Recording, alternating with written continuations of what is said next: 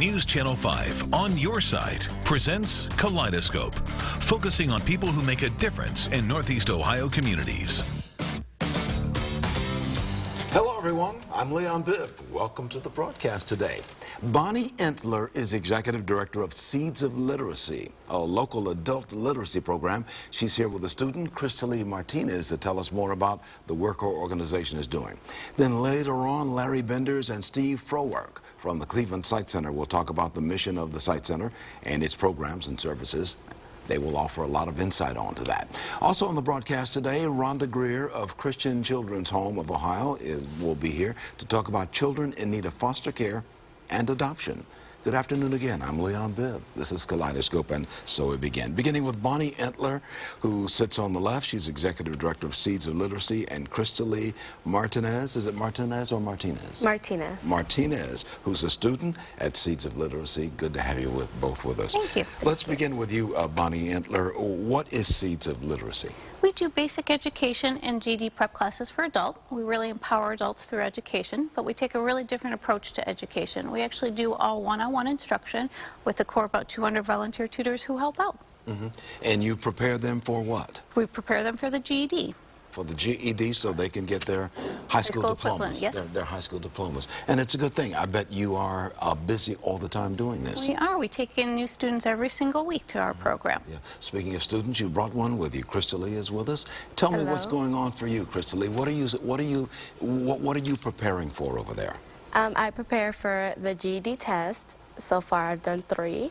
I'm left with the social studies GED test, and there's really great tutors there that help you prepare for the test and give you the skills that you need? Yeah, the skills that you need so you can take each test. Yeah, what's your goal? What do you want to do when you get your GED?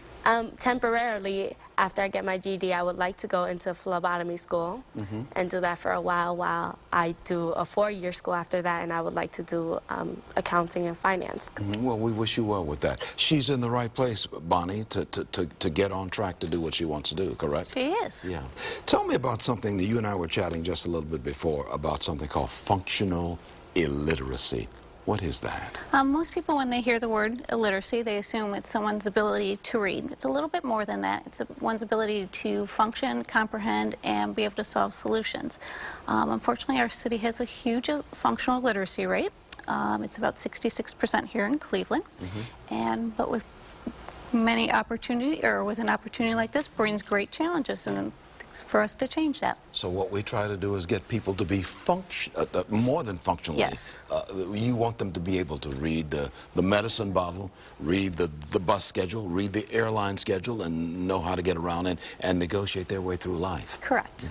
You brought something with you. Tell me about this. What is this you brought here that you've laid out on the table? September was Literacy Month, and we kicked it off with a campaign called 66%, indicating the functional literacy rate here in Cleveland.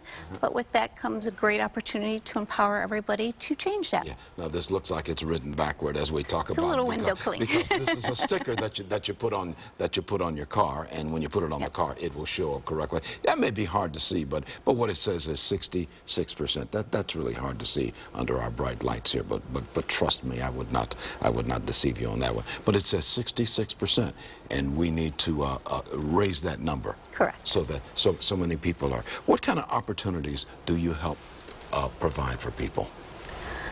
We really provide those basic education skills. So someone will be able to strengthen their reading skills and their math skills, and then they have the ability to really take some employer's tests and really transition into employment. Yeah, where are you located? We have 2 locations. We're on the West 25th Street in Clark, and a new location on East 139th in Kinsman. How has this changed your life, Crystalie?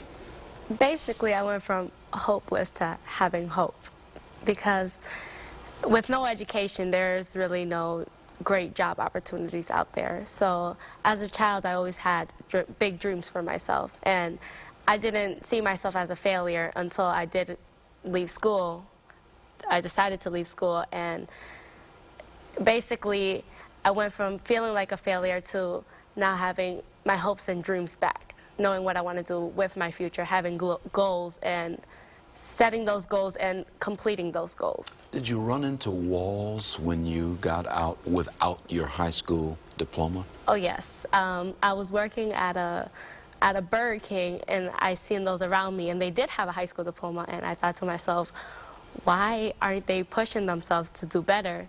And I left school out of, it was a decision that I didn't want to make, but I did leave school, and I was like, this is not what I want my future to be.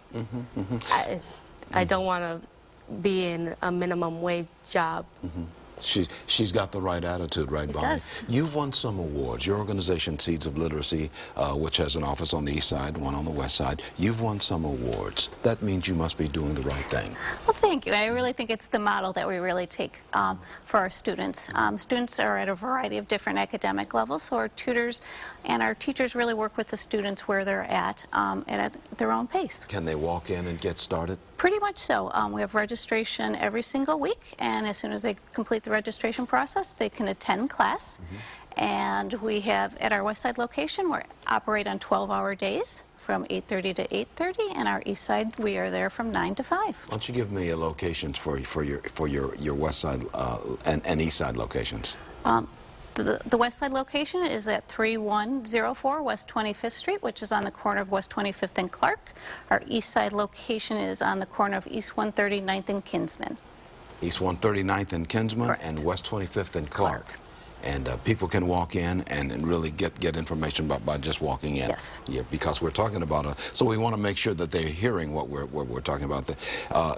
Or they can go to seedsofliteracy.org, or family members can get to seedsofliteracy.org and kind of help them negotiate through the website. There's a phone number I want to put on the screen as well in the 216 area, 661-7950. This is the difference between winning and losing, isn't it? It is. Education can change your life. Indeed. Can't say it any better than that. Many thanks. Bonnie Entler, Executive Director of Seeds of Literacy, and Crystalie Martinez. Good to have you on the broadcast as well. She's a student at Seeds of Literacy. I'll be back in just a moment as we continue our discussion here on Kaleidoscope. Thank you, ladies. Appreciate you being on the broadcast.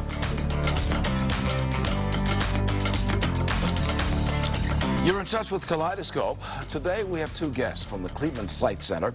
You know, the Cleveland Sight Center offers a range of programs and services to individuals who are blind or have experienced vision loss. Its president and executive director, Larry Benders, is here on the right, and director of marketing and communications and current events, Steve Frowork, is on the left. Is on the right, and Larry Benders on the left. I can see you, okay? I just get left and right confused sometimes. But Larry Bender on the left. Good to have you both with us. Thanks. Good to be here. Yeah. Tell me about the mission of the Cleveland Sight Center. Hey, Leon, the mission of the Cleveland Sight Center is to help people with blindness and low vision live a full and complete life independently, regardless of their condition. Make sure they can avail themselves of all the wonderful things in their life, and we help them get there. We help them do that. And you do a wonderful job too. We'll talk a little bit about how you've affected the life of my mother, who is now gone, but how you affected her in just a moment. But you've got programs and services which are going on. Tell me a little bit about some of those programs and services that you're especially proud of. Absolutely. We have programs for basically anyone of any age, and that can range from our Bright Futures preschool. We get kids in at an early age, see them through their teen years, adult programs, recreation, activities, leisure. We also have some job training and development programs. So it's folks as they're experiencing vision loss. If they're looking to get back in the workforce, we have opportunities and programs to help them do that, all the way up to our senior services. So Rain's pretty much a partner for life from birth until senior years. Larry, as we get older, our eyes change. That's just natural. They're going to change, aren't they? Generally speaking, very few of us keep on going with 20/20 without contact lenses or glasses or something as we get older. That's part of what you educate people about, don't you? We do. We help people cope and encourage people to see their eye care professionals so they can be examined and have a professional see what the conditions are. But then we give our patients, our clients, the tools to cope. We help them with mobility skills. We help senior citizens stay in their homes longer. You know, as your eyes change, it's harder to read the numbers on the microwave oven, or it's harder to read a newspaper or even your computer. So we can help people and train them to live their everyday life. Do your laundry. Fill a cup of coffee. Fill a cup with water and not overflow. So we help people kind of cope with their changing eye conditions, and it's going to happen, Yeah. and we're there to help. You certainly helped my mother. When my mother was with me, she had macular degeneration, and I went there and bought the talking clock. Sure. And you hit the button and it says that it's 9:15. Right, it says you're late. Yeah, you're late or whatever. Time to get up. She really enjoyed it. Tell me a little bit about the Cleveland Sight Center's call center. What happens at the call center? Well, the call center employs 50 people. We have 50 people with work-limiting disabilities, and they answer calls from 7 in the morning to 7 at night. We have contracts with the county and the state. So, for instance, last year, the state of Ohio has a very big problem with income tax fraud, refund fraud. Yeah. So before you could get your refund, you had to prove your identity. So you'd call an 800 number. And when you called the Sight Center in downtown Cleveland. Yeah. And they ask you those questions, you know, what car were you driving in 1987? And if you pass the test, then you can get your refund. So we handle those contacts and those contracts for the state and the county. Steve, let me ask you about the volunteers at the Sight Center. There are people who can go in and do various things. Tell me about that. We are very fortunate to have over 700 volunteers, active volunteers at Cleveland Sight Center, ranging from assisting somebody with reading his or her mail, opening mail, paying bills, to assisting in the preschool that we have, reading to the children. Opportunities are endless. We have recreation activities where we'll go out and visit places in the community. The recreation that goes to the Cuyahoga Valley National Park, folks can ride a bike with one of our volunteers. We have a sighted partner for those types of activities. So endless opportunities to get involved. And I want to ask you about vision screenings in just a moment, but I want to make sure we've got a phone number on the screen, 791-8118. That's in the 216 area code. Or you can go to clevelandsightcenter.org. You can get more information on everything we're talking about. Steve, while I got you talking, what about vision screenings and exams? Can people get those at the Sight Center? Absolutely. We have a variety of programs. We start with preschoolers, and we'll go into preschools and start at an early age, because as we know, prevention is key. But we also have a vision clinic at our main headquarters in University Circle. They offer routine exams, but they also specialize in low vision exams. You're located at East 100th Street and Chester Avenue. 101st and Chester, Yeah. right in University Circle. Okay. 101st and Chester. Correct. Tell me why you see this as vital. I mean, you're not just doing this for a job. I mean, you're on a mission. We are on a mission, and it's because our society is so visually oriented. It's so important that we take it for granted. If you don't have a vision problem, you're not even aware of how important it is. And so when your vision is affected, your life can be affected. And the quality of life is directly related to how independent you can be.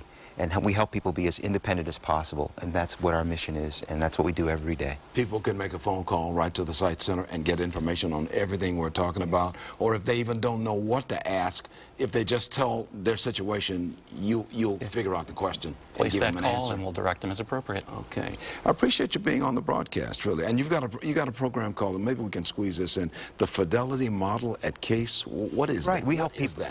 that? We help, as Steve said, we help people find employment.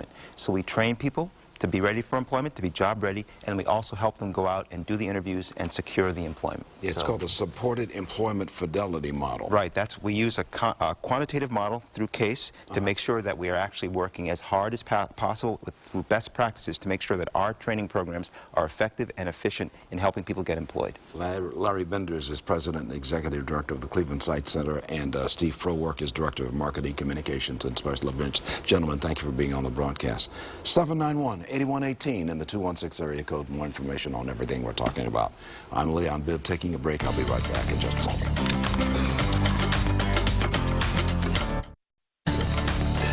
Welcome back to Kaleidoscope. Christian Children's Home of Ohio works diligently to find homes for children in need of foster care or adoption. Rhonda Greer is adoption coordinator. She joins me this afternoon to talk about her efforts to find families for these children. Foster children, adoption, all those kinds of things, right? Absolutely. Good to have you with us.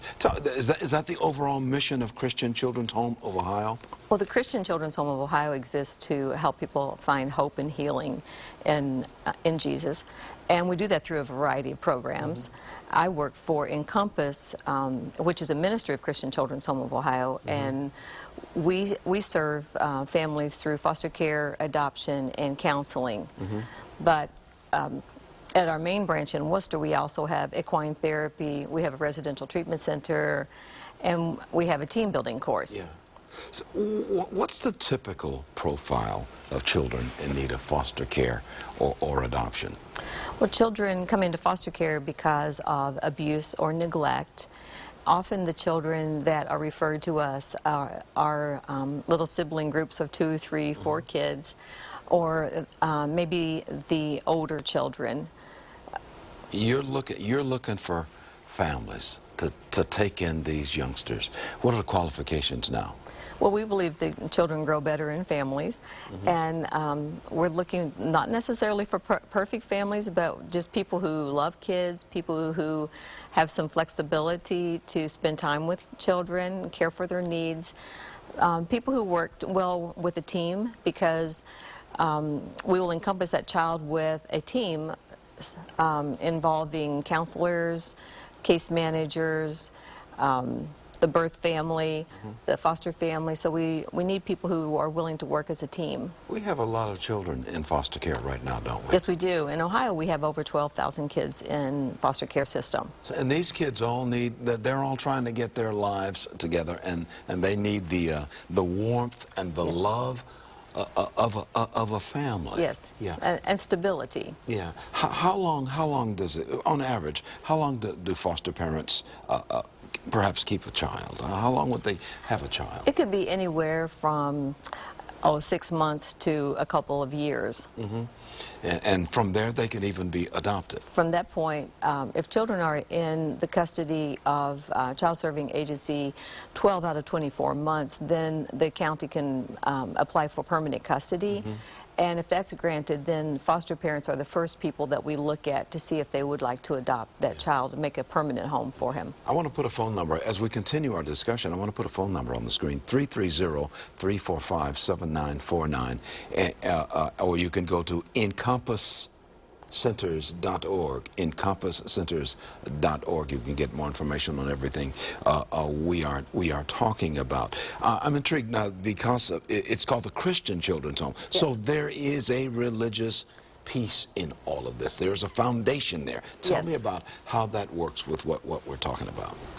Well, we do have a Christian foundation, but the therapies that we use with our children and with families is trauma-based, and that goes along very well with the way that we believe that Jesus teaches us to treat others with respect and with compassion. Yeah. Many of the children who are in foster care need that religious component. They need that to be brought along in a faithful religious way, is what it seems to be what Yes, we all have about. a spiritual part to ourselves, so we attend to that spiritual part as well.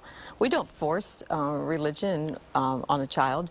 A lot of times our kids want to go to church with their foster parents, but that's not something that we force. Some of them come from troubled situations. That's how they got to be foster children. Yes, our children come from hard places. They've experienced a lot of trauma before they come into foster care. So we try to attend to their needs, help them to feel safe and secure, let them know that there is an adult who cares and someone they can put their trust in so that they can continue to grow and develop in a way that's healthy. And the goal is to get them in a warm family that will continue that nurturing and continue that to raise them that way or rear them that way. What do you want people to do now? What can they do? Where does it begin now? What can that public out here that's looking at you, 19 Northeast Ohio counties looking at you right now, what can they do? Well, the first step would be to call 330-345-7949. My extension is 2336, and that will begin the process. We'll talk about any questions that inquirers have, and then we have a pre-service training starting in January. It will start January 12th, and it's a 36-hour course in which we teach families how to help support children who have been through trauma, children who are separated from their families, and we teach about development and how that's affected by abuse and neglect. So we prepare families to take care of the children. Once we do that training in January, then we would do a home study, which is just a matter of coming out to your home, getting to know you, see what your strengths are. Making sure this would be a good fit. Okay. Yes. Well, many thanks, Rhonda Greer, Adoption and Family Services Coordinator for the Christian Children's Home. Once again, the phone number is on the screen, 330-345-7949, or go to encompasscenters.org or that website we see you see the website at the bottom of the screen. Many thanks. Well, thank you very much. We wish you all well. We Thank wish you. the children all well. We do wish the children well. We must love the children. Yes. That's what it's all about. Yes. Many thanks, Rhonda. I'll Thank take a you. break. I'll be right back with the Urban League of Greater Cleveland. Cordell Stokes from the Urban League will join me in just a moment. The Morning Exchange segment of Kaleidoscope means the Urban League of Greater Cleveland is with us. Cordell Stokes representing Marshall Mockabee today. Hey, Cordell. Good morning, Leon. How are you? I'm okay, and you? I'm doing quite well, thank you. What are you thinking about today? All right. In our previous taping, we talked about our new partnership with the Construction Employers Association and a new initiative called Work Now Construction Initiative. It is a specifically targeted program toward individuals ages 21 to 28 who are interested in developing a career in construction, which is in demand. You will be required to go to www.ceacisp.org. There will be a tab called Work Now. At that point, you'll fill out an applicant profile document, an applicant questionnaire, which is very important to fill it out in its entirety and completely. Those individuals must have transportation. That's a prerequisite. Yeah, because you're going to be going to classes to learn how to get a job in the construction industry. Yes, sir. 4 weeks and right into employment. You will need to have a high school diploma and or a GED. Must pass a construction industry drug test. You will be required to pass a math and reading TABE test, which is 6th and 7th grade levels. Again, transportation is the most important thing that you must have. And then lastly, you must be coachable, timely, ready to learn and work, and meet all required guidelines, and we will have a stipend incorporated over the 4 weeks for those individuals. It's a good thing. Okay, well, we hope that people will follow suit on that. Same here. Got questions? Call the Urban League of Greater Cleveland. They'll get you connected. Take care, everybody. This has been a presentation of News Channel 5's Kaleidoscope, a weekly public affairs program brought to you in partnership with the Urban League of Greater Cleveland.